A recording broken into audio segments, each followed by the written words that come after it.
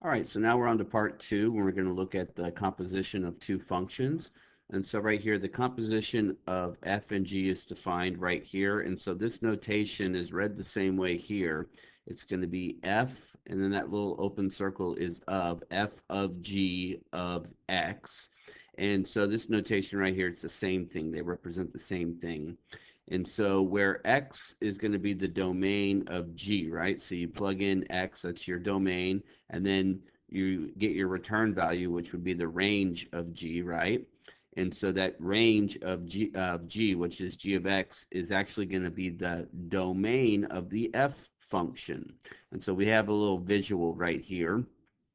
So you have this pool of values that are going to be your domain of x. So you plug those values into the g function, and you plug it in and you get your results right here, which this would actually be the range of g right here. Those are your y values in return, right, when you plug in x. And that's actually going to be the pool of values for the domain of the f function. And so then we plug them in, and here you go, you get to your final destination. And so what the composition of functions will do is, if you go ahead and combine them together using this notation right here, you can go ahead and go directly to your final destination. So it's kind of like, if you think about flying on an airplane, you're going to take a direct flight instead of having to fly to one city and then to your final destination.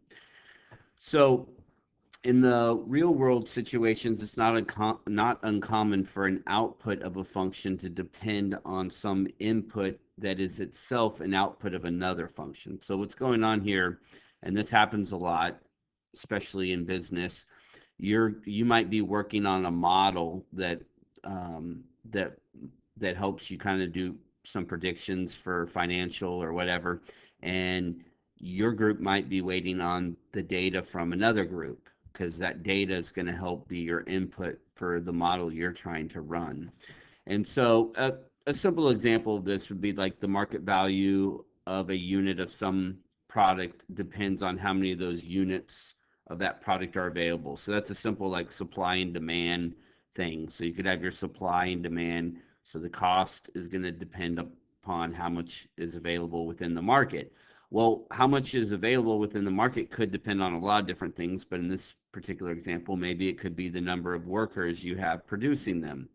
And so a good example that happened a couple of years ago is the semiconductors that basically are in all type of electronics, and there was a shortage of them, and so obviously the price spiked. And so the price spiked because there was not enough in the market, and there weren't enough in the market because of the supply chain issues. And so, anyways, that was just kind of a simple example. We're not going to actually do any word problems here, but at least to kind of show you that there is an application to this. So what we're going to do here, it's a little bit more abstract. We're just going to deal with these equations. And so the main thing here is to know what this notation means. And so what this means is f of g of x right there. And so what we're going to do is we're going to take x and plug it into g, and you get this. You get negative 5x plus 1. And so that's what this is. And so I'm going to go ahead and plug that in. So f of negative 5x plus 1. And then now we're going to take this and plug it into the f function right here. We're going to plug it in for x. So this is going to be 3 times negative 5x minus 7. And then, oops, yes, I'm sorry, minus plus 1. Sorry about that. I was looking up here at the equation of f of x. So let me fix that real quick. Plus 1, close that, and then we have the minus 7. I'm sorry about that. So yes, so I'm plugging in this for the x value right here. So 3 times negative 5x plus 1, and then I have that minus 7. So we'll distribute here. We're going to get negative 15x plus 3, and then take away 7. And then just simplify this. So you can combine the plus 3 and the minus 7. So we end up with negative 15x minus 4. And there we go. So that's what this equals right here. Negative 15x minus 4. Okay. Now on part B, we're just going to do the reverse now. Now we're going to do g of f of x. So now this time I'm going to take x, plug that into the f function, and I get this right here.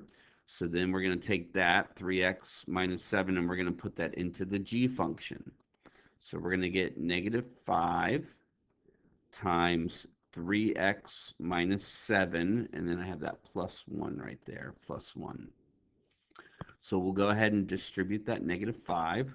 So we're going to get negative 15x, and then this becomes plus 35 plus 1. And then we'll go ahead and combine the plus 35 and plus 1. So we get negative 15x plus 36, and there we go. Okay, then there's part C and D, and what we're going to do now that we know what f of g and g of f are, we're actually going to substitute some values in there. So the first one we're going to substitute in is negative 2. And so I actually need to substitute that in for the x value that I found right here for this new equation for the f of g of x, the composite function there. So this is going to equal, I'm going to have negative 15, and then I'm plugging in negative 2. Then I'm going to take away 4. Well, negative 15 times negative 2 is actually going to become positive 30, take away 4, which is then 26. And so that's my answer right there. All right, and so just to kind of give you that visual up here again, so I plugged in negative 2. So if you were to look back up at my picture up here, so if I were to plug in negative 2 for right here for my g function, I'd get negative 2 times 5, which is positive 10. 10 plus 1 is 11. So I'd be going from negative 2 to, actually, what did I say? That would be positive 10 plus 1, so yep, positive 11. So positive 11. And then I'd plug 11 into the f function. Well, 3 times 11 is 33. 33 take away 7 would be 26. And so there we go. So that I just showed how I had a stop in between. So it was not a non-stop flight. So I stopped at 11, then I plugged that into the f function, and then I got to 26. And so what's ideal about this is that I don't have to do that. I just plug it into one function and I get straight to 26. So I just wanted to at least kind of highlight that right there. All right, so then here with this one, g of f of 4. Well, I know what g of f of x is. It's this expression right here.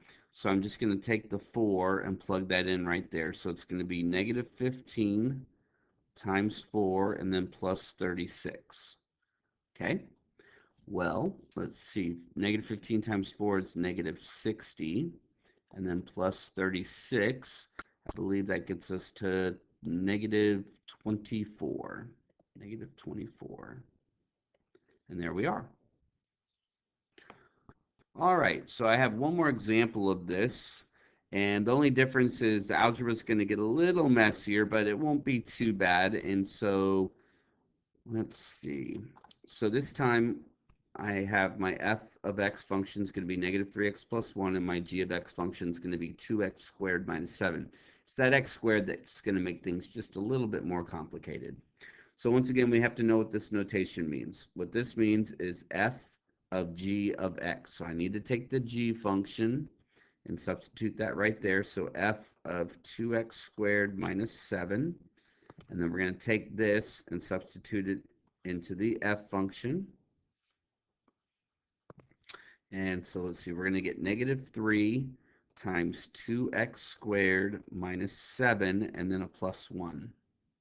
So we'll go ahead and distribute the negative 3. So let's see, we get negative 6x squared plus 21 plus 1.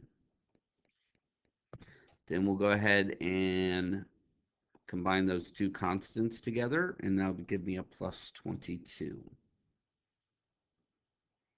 And there we are. So negative 6 times x squared plus 22. Now part B, the math will be a little bit more challenging, but we've done stuff like this before, so this shouldn't be anything new. So right here, we're going to take the f of x and plug that in right there. So now we're going to have g of negative 3x plus 1. And then now we're going to take this and plug it into the g function right there. So we're going to get 2 times negative 3x plus 1 squared. And then we have that minus 7 right there. So what's going to be a little bit more challenging about this is I've got to square this binomial. And so you don't want to just square the two terms because that's incorrect. You actually need to, there's a couple different ways you could do this, but the way we've done in the past is we're just going to go ahead and FOIL this together, because if you square something, for example, if you have 5 squared, that's just 5 times 5, which is 25.